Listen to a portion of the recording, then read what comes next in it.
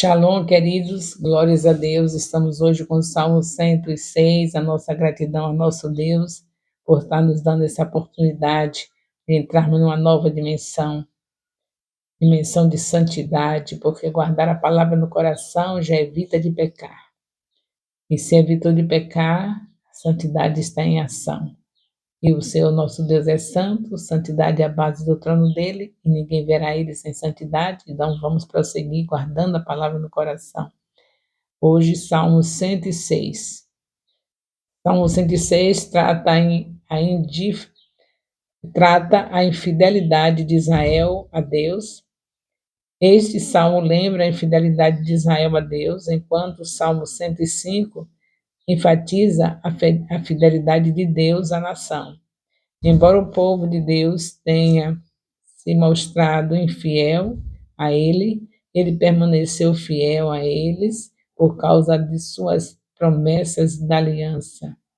Segundo 1 Crônicas 16, 34 ao 36, Neemias 9, Isaías 66, versículo 7, Isaías 64, versículo 12, Daniel 9, e do 2 Timóteo 2, capítulo 2, versículo 13. São referências que vão nos ajudar a entender mais este salmo. O escritor exortou seu público a louvar ao Senhor, engrandecendo-lhe por sua bondade, amor leal e obras poderosas. Deus prometeu abençoar aqueles que são consistentemente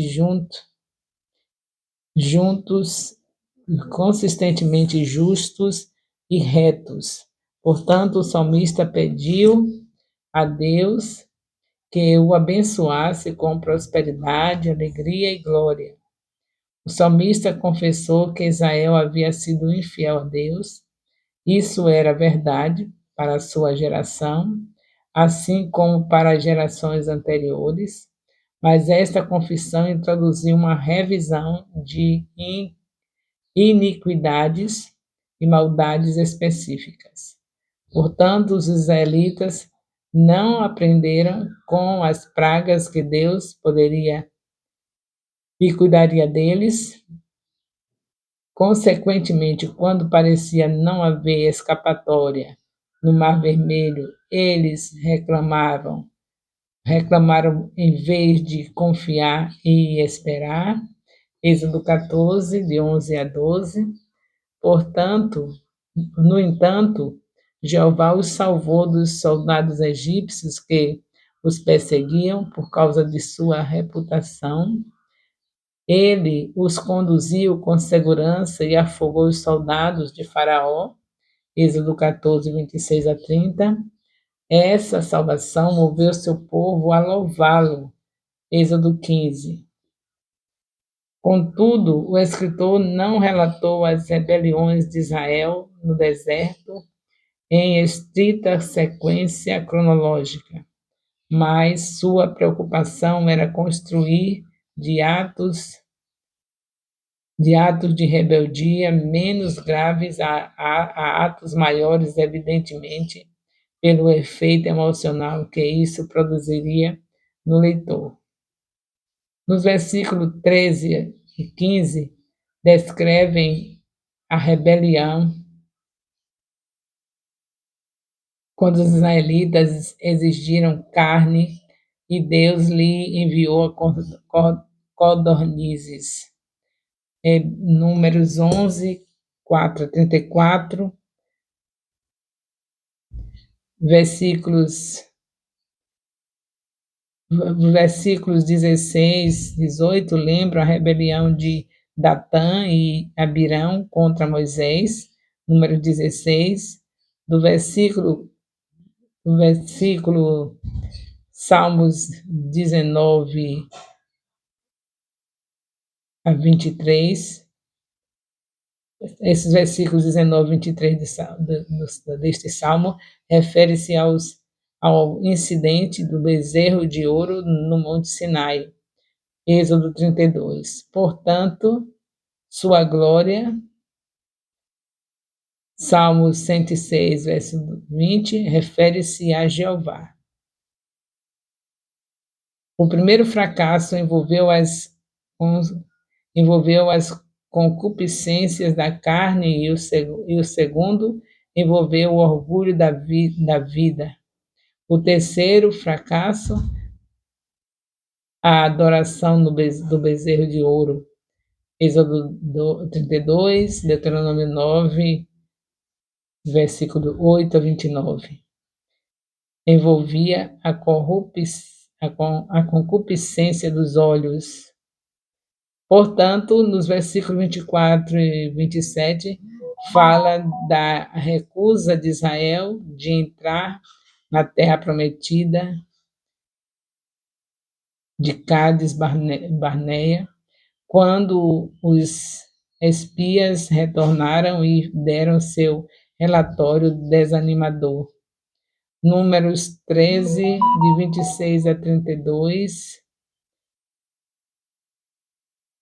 versículos 28 e 31, refere-se à participação de Israel na festa de adoração pagã dos Moabitas, outro flagrante afastamento da fidelidade fiel a Jeová. Números 25. Mas nos versículos 32 e 33, descrevem a rebelião em Meribá, quando o povo irritou tanto Moisés que ele bateu na rocha em vez de apenas falar com ela. Números 20, de 2 a 13. Em resumo, exceto pela ação de Finéias e pela paciência e graça de Deus, a era do deserto, como os salmistas e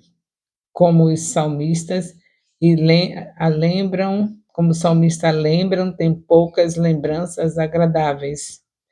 No entanto, foi uma época da qual Israel poderia receber muita instrução, mesmo da desobediência de seus ancestrais, por sua história contínua e relacionamento com Deus. Nos versículos 34 e 39, relata a infidelidade de Israel na terra prometida. Em vez de destruir os cananeus e seus altares, como Deus havia ordenado, os israelitas viveram entre esse povo. Assim, aprenderam seus costumes e adoraram seus deuses. Eles até participaram de ritos de sacrifício de crianças associados ao culto pagão. Estes envolviam adorar demônios ao invés do verdadeiro Deus. Deuteronômio 32, 17, 1 Crônicas 10, 20. Israel se comportou como uma prostituta por ser infiel a Deus. No entanto, nos versículos 40 a 46, resumem os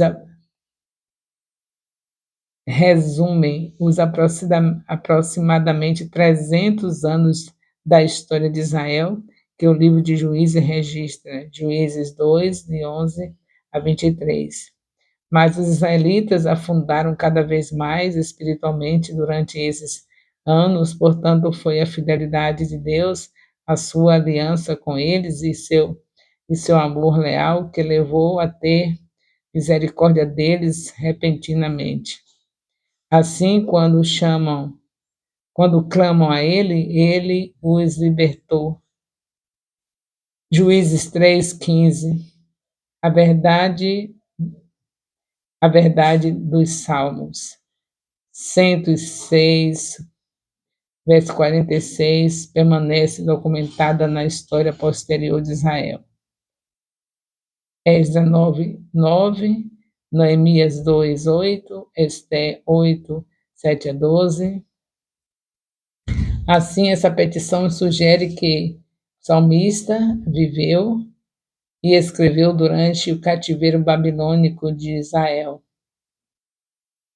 Ou seja, é um simples pedido de libertação alegando nenhum mérito para obter esse favor. O escritor confiou exclusivamente na fidelidade da aliança do Senhor e em seu amor leal por seu povo. Salmo 106, 45. Então, o último versículo abençoa Jeová e convida o povo de Deus a louvá-lo. É uma conclusão apropriada para o livro 4 do Saltério, bem como para o Salmo 106. Contudo, as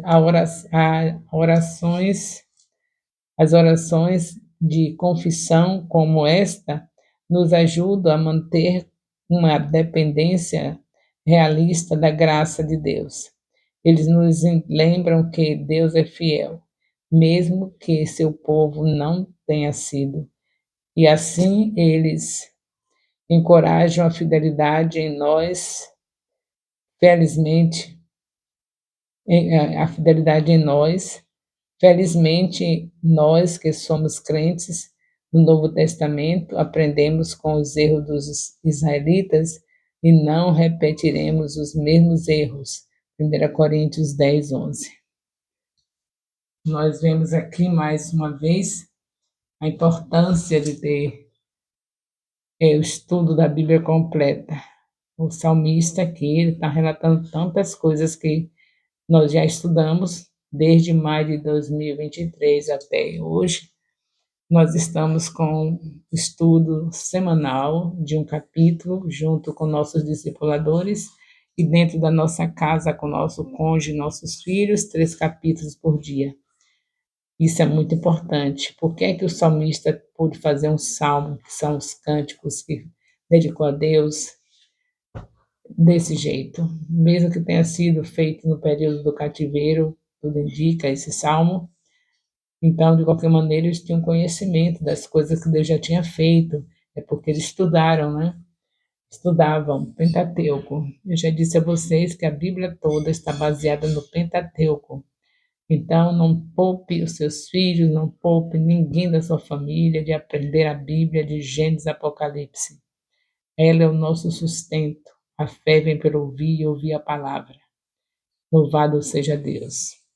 Vocês estão lembrando que tem o primeiro sábado de cada mês, onde vocês já negociaram com seus patrões, eu creio, porque os incrédulos, aqueles que têm deuses falsos, eles fazem isso. Eles negociam com o patrão quando tem alguma coisa que eles querem festejar, e eles vão mesmo. E nós, os filhos de Deus, precisamos, na coragem do Espírito Santo, negociar com nossos patrões quando temos que nos reunir para celebrarmos ao nosso Deus. Então, nós temos no primeiro sábado de cada mês, das 14 às 19 horas, a apresentação dos estudos do discipulado durante um mês. A gente leva o relatório para lá, o resultado, fazendo o quê? Fazendo a apresentação do que estudou durante o mês, através de ministrações de 15 minutos, pelos discipuladores, através de jograis, por discípulos e discipuladores, através de peças teatrais, pelos discípulos e discipuladores. Prosseguindo assim, nós iremos estar cada dia mais capacitados para fazer a ordem, executar a ordem que o Senhor Jesus Cristo, nosso Mestre e Senhor, deixou para nós, e de fazer discípulos. Então, a essa altura, já temos praticamente essa cidade tomada de ponta a ponta de células, e um discipulado de excelência, e a cada dia ganhamos uma vida, cada dia no mínimo uma vida, e o nome do Senhor sendo glorificado. Glórias a Deus. Todos preparados pela palavra para fazer discípulos. Claro que vocês, sem saber tudo que já estão sabendo, não poderiam realmente fazer discípulos, mas agora Deus já nos preparou para fazermos discípulos, ganhando, consolidando e discipulando e enviando. O amor de Deus, nosso Pai, a graça salvadora do nosso Senhor Jesus Cristo, a comunhão do Espírito Santo seja com todos os discipuladores e discípulos do Ministério Apostólico Internacional, Filhos de Jerusalém, desde agora e para sempre. Amém.